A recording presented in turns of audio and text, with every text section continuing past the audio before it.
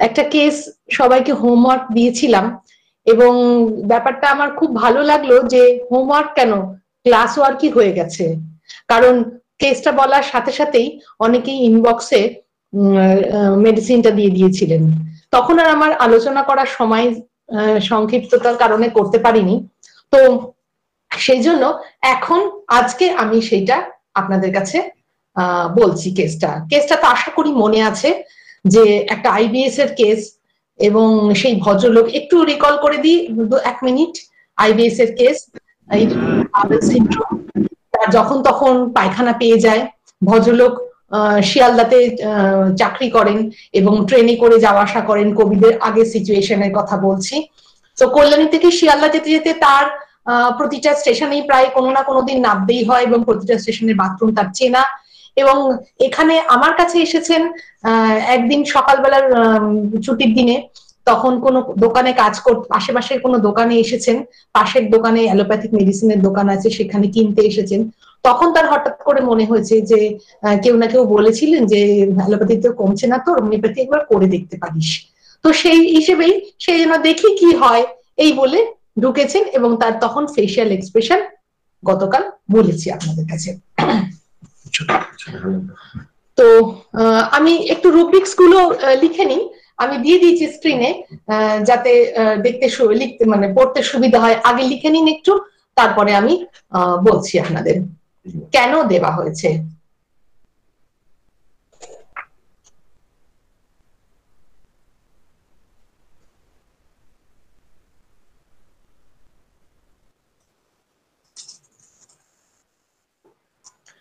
First rubrics হচ্ছে ফ্রিভোলাস।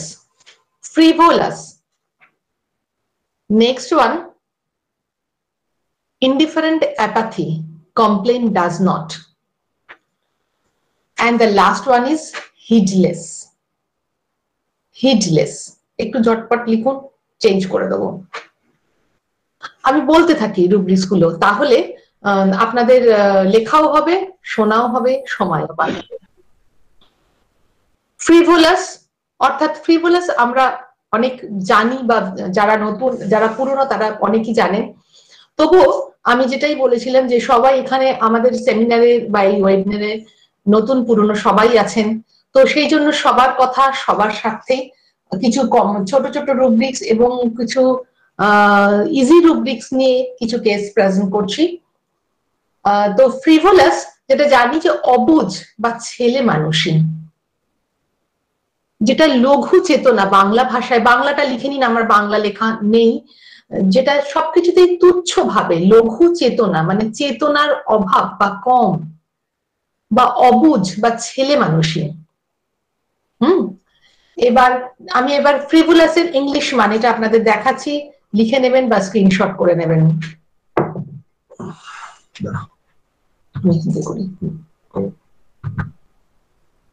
Frivolous is having a silly and foolish way when you should be serious. অর্থাৎ বোকার মতন বোকামো করা যখন নাকি আপনার সিরিয়াস হওয়া, সতর্ক হওয়া উচিত ছিল, দ্যাট ইজ এ ফ্রিভোলাস। কারণ যে ভদ্রলোকের আইবিএস, আজ এত বছর ধরে আইবিএস, এবং তিনি অ্যালোপ্যাথিক মেডিসিন খাচ্ছেন, কিন্তু খেয়ে আপাতত ভালো থাকেন, এবং 5-7 দিন কি 10 দিনের কোর্স শেষ হওয়ার পরে 4-5 দিন কি 7 দিন যেতে না যেতে আবার ব্যাপারটা রিল্যাক্স করে, এবং আপনাদের তখনই বলে দিচ্ছি যে আইবিএস এর কি কি সমস্যা হয়, এবং আইবিএস এর কারণ এক্স্যাক্টলি কজ ইজ আননোন। তো সেই ভদ্রলোকের নিশ্চয়ই, যিনি অফিসে চাকরি করেন বা করেন না, যাই কিছুই করুন না কেন, তার যখন একজন 50-এর কোঠায় বয়স বা বেশি বয়স যাই হোক না কেন, তার এই সমস্যা হচ্ছে, ঠিক মতন বাইরে বেরোতে পারেন না, বা বেরোলে তাকে, বা আবার কাছাকাছি থাকলে তাকে বাড়িতে চলে আসতে হয়, অথবা অফিসে যাচ্ছেন যখন, ট্রেনে করে যাচ্ছেন, প্রতিটা স্টেশনেই প্রায় কোনো না কোনো দিন কোনো এক স্টেশনে তাকে মাঝ রাস্তায় একবার অন্তত নামবেই হয় শিয়ালদা পৌঁছানোর আগে পর্যন্ত। কল্যাণী থেকে শিয়ালদার দূরত্ব অর্থাৎ সময় লাগে প্রায় 1.5 ঘন্টা কি 1 ঘন্টা 15 মিনিট, অর্থাৎ ওই 1 ঘন্টা 15 মিনিটও কিন্তু উনি নিশ্চিন্তভাবে যাওয়া আসা করতে পারেন না। যে ভদ্রলোকের এইরকম কন্ডিশন, তার নিশ্চয়ই সিরিয়াস হওয়া উচিত ছিল, কিন্তু উনি সেইভাবে সিরিয়াস নন। এবং যখন চেম্বারে ঢুকেছেন, ওনার মোড অফ টকিং, গতকাল আমি বলেছিলাম যে আমি জিজ্ঞাসা করছি যে আপনার কি অসুবিধা, এই অসুবিধা, এই চলে এলাম। যে কেন এসেছেন, কি কি জন্য এসেছেন? ওই জানেন তো আমার এই এক পায়খানা নিয়ে ভারী সমস্যায় পড়েছি। তো জিজ্ঞাসা করছি পায়খানা নিয়ে সমস্যা বলতে পায়খানা কি হয় না? কারণ বেশিরভাগ লোকই একটা পায়খানার অবসেশন আছে, বিশেষত বয়স হয়ে গেলে পায়খানা হয় না, কনস্টিপেশন হয়, এবং একদিন না হলেই তাদের অনেক সমস্যা তৈরি হয়। তো আমি ভাবলাম হয়তো সেই রকমই কিছু সমস্যা। তো চান না, জানেন তো প্রতিদিন আমাকে অফিস যেতে হয়, আর কল্যাণী থেকে শিয়ালদা পর্যন্ত সমস্ত স্টেশনের পায়খানা কিন্তু আমার চেনা, এবং একবার না একবার কোথাও না কোথাও প্রতিদিন নামবেই হবে। কি যে বলেন! আমার আর জানেন তো এরা সবাই চিনে গেছে, যারা অ্যাটেন্ডেন্ট থাকে, সুলভ কমপ্লেক্সে যেতে হয় বা যে অ্যাটেন্ডেন্ট থাকেন, তারা আমাকে সবাই চিনে গেছে।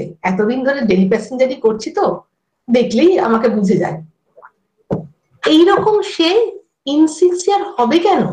যার আইবিএস আছে, যে ভদ্রলোক সঠিকভাবে নিশ্চিন্ত মনে অফিস যেতে পারেন না, বাড়ি থেকে তার সকালে প্রাত্যহিক ক্রিয়াকর্ম করে বেরোনোর পরও মাঝ রাস্তায় তাকে নামতে হয়, সে নিশ্চয়ই সিরিয়াস নয়, কিন্তু তার সিরিয়াস হওয়া উচিত ছিল।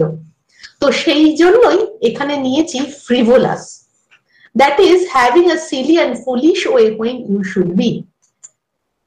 Next rubrics is indifferent, complain does not. Indifferent, apathy, complain does not. What is indifferent? অর্থাৎ উদাসীন। উদাসীন, indifferent মানেটা লিখে নিন, marked by lack of interest. Number one, marked by lack of interest, and number two, showing no care in attitude or action, especially over an important matter. অর্থাৎ যেখানে যে জায়গাটা ওনার ইন্টারেস্ট হওয়া উচিত ছিল নিজেকে সারানোর জন্য, সেখানে উনি কিছু কেয়ার করছেন না, কেয়ারের কোনো অ্যাটিটিউডও দেখাচ্ছেন না। যেখানে specially over a important matter, this is one of the most important matter, কারণ একটা মানুষ নিশ্চিন্ত মনে চলাফেরা করতে পারছেন না, this is not a less important matter, এটা অবশ্যই একটা ইম্পর্টেন্ট ম্যাটার। ধরুন সেই মানুষটা অফিসে না গেল, বাড়িতে রয়েছেন, বাড়িতে থাকা সত্ত্বেও তাকে যদি তিনবার দিনের মধ্যে, এক সকালের মধ্যেই তাকে যদি দুবার কি তিনবার পায়খানায় যেতে হয়, অথবা কারোর পাশের বাড়ি গেল তাকে পায়খানা পেয়ে যাওয়ার জন্য তাকে আবার যদি নিজের বাড়িতে ফিরে আসতে হয়, সেটা নিশ্চয়ই লেস ইম্পর্টেন্ট ম্যাটার নয়। তো তো সেই জন্যই this is a most important matter, কিন্তু ওনার অ্যাটিটিউডে সেটা প্রকাশ পাচ্ছে না।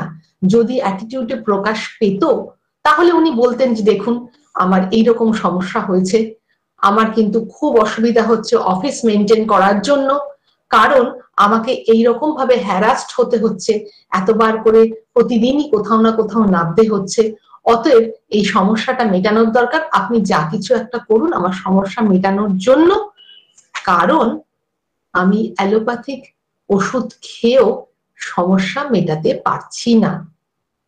এইটা যদি হতো, দিস ইজ আ কমন, কিন্তু এই ভদ্রলোকের ক্ষেত্রে যেটা হয়েছে যে ওনার কোনো সিরিয়াসনেসের অভাব বা সিরিয়াসনেস নেই, কিন্তু মনে হলো ক্যাজুয়ালি পাশের দোকানে এসেছিলাম অ্যালোপ্যাথিক ওষুধ কিনতে, তাই ঢুকে গেলাম, দেখি কি হয়, একটু বলে নি। Next one is complain does not. What is the meaning of complain? আমি প্রথমেই বলেছি যে একটা রুব্রিক্স আমরা পড়তে গেলে পুরো রুব্রিক্সটার ওয়ার্ড বাই ওয়ার্ড মানেগুলো আগে পড়ে নেব, তারপর গোটা রুব্রিক্সটার একটা মানে বুঝবো, এবং এই কেসের জন্য এই কেসের কোন জায়গাটা এই রুব্রিক্সটা নিয়েছি সেইটা তখন বলবো। তাহলে পুরো রুব্রিক্সটা শেখা হবে। এই 3টে ধাপে এগোলে তবে একটা গোটা রুব্রিক্স শেখা হয়। কারণ আজকে আমি যে সেন্সে এই রুব্রিক্সটা ধরেছি, আপনি কিন্তু চেম্বারে বসে হুবহু একই রকম পাবেন না। আপনাকে মেন্টাল স্টেট বা থিমটা বুঝতে হবে। সেই থিম বুঝতে গেলে এই পেছনের ব্যাকগ্রাউন্ডের এই কার্যকীর্তিগুলো করতে হবে। স্টেজে তো অনেক কিছুই পারফর্ম করে কলাকুশলীরা, বা এই যে ওয়েবিনার চালু হয়েছে, এই যে আমরা আপনাদের কাছে প্রেজেন্ট করছি, এই যে স্লাইড গুলো প্রেজেন্ট করছি, এই স্লাইড গুলোর প্রতিটা ওয়ার্ড লিখতে গেলে কিন্তু অনেক ভেবে ভাবনা চিন্তা করে করতে হয়। কারণ যে ওয়ার্ডটা লিখছি সেটা সঠিক, সেটাকে কিন্তু আমাকে অনেক কিছু, অনেক রেফারেন্স কালেক্ট করে এক জায়গায় নিয়ে এসে ডাইজেস্টিভ ওয়েতে ইজিলি যাতে ডাইজেস্ট করতে পারেন বা ইজিলি যাতে অ্যাকসেপ্টেবল হয়, সেই ব্যাপারটা মাথায় রেখে তবে একটা প্রেজেন্টেশন করা হয়। এটা কিন্তু খুব ইজি নয়, এর পিছনে অনেক শ্রম আছে, তবেই না একটা স্লাইড হয়। এবং এই যে পরপর স্লাইড গুলো দেখাচ্ছি, এটা যদি আপনাদের মাথাতে বা আপনাদের ভালো লাগে তবেই কিন্তু আমার সফলতা। তো যাই হোক, যেটা বলতে চাইছিলাম যে complain, to say that, what is the meaning of complain এখানে লিখেছি, to say that something is wrong and not satisfactory. আমরা অভিযোগ কখন করি? যখন আমাদের স্যাটিসফ্যাকশন আসছে না, মানে আমরা যখন সন্তুষ্ট হচ্ছি না তখনই তো অভিযোগ করি। ধরুন আপনার মোবাইলে কোনো প্রবলেম হচ্ছে, আপনি কমপ্লেন করছেন মোবাইলের অফিসে আপনার কমপ্লেন নাম্বারে, কেন? আপনার সমস্যা হচ্ছে বলেই তো, না হলে তো নিশ্চয়ই করতেন না। তাই জন্য কমপ্লেনে লিখেছি যখন স্যাটিসফ্যাকশন হচ্ছে না, যে রং ওয়েতে চলছে, তখন যে বলাটা হচ্ছে দ্যাট ইজ আ কমপ্লেন। বোঝা গেছে? Next and last one is heedless. Heedless বাংলাটা লিখে নিন, অমনোযোগী। অমনোযোগী অর্থাৎ যার মনোযোগ নেই। not to pay attention to something, not to pay attention to something, যেখানে মনোযোগ দেওয়ার দরকার সেখানে দিচ্ছে না। অর্থাৎ ওনার নিজের প্রবলেম নিয়ে উনি যেটা বলতে চাইছিলেন বা বলা উচিত ছিল বা ওনার যেটা করা উচিত ছিল উনি সেটা করছেন না বা করেননি। এখনো যখন সামনে এসে প্রেজেন্ট করছে তখনও কিন্তু সেই সিরিয়াসলি প্রেজেন্টেশন নয়, অ্যাজ ইফ যেন আমার কাছে একটু গল্প করতে এসছে আমার বন্ধু অনেকদিনকার চেনা, হাই হ্যালো কেমন আছিস, অমুক তমুক এই জানতে এসছে, এইরকম একটা অ্যাটিটিউড।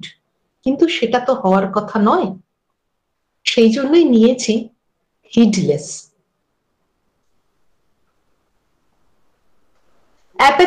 অ্যাপেথি অ্যান্ড ইনডিফারেন্ট দুটোই, অ্যাপেথি উদাসীনতা, তাই জন্য আলাদা করে আর অ্যাপেথির মানেটা করিনি।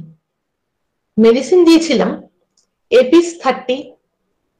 কালকে আমার দেখে খুব ভালো লাগলো, বেশিরভাগই বেলেডোনা ইনবক্সে দেখছিলাম কিন্তু এপিসও রয়েছে, এপিসও কিছু জন এপিসও লিখেছেন।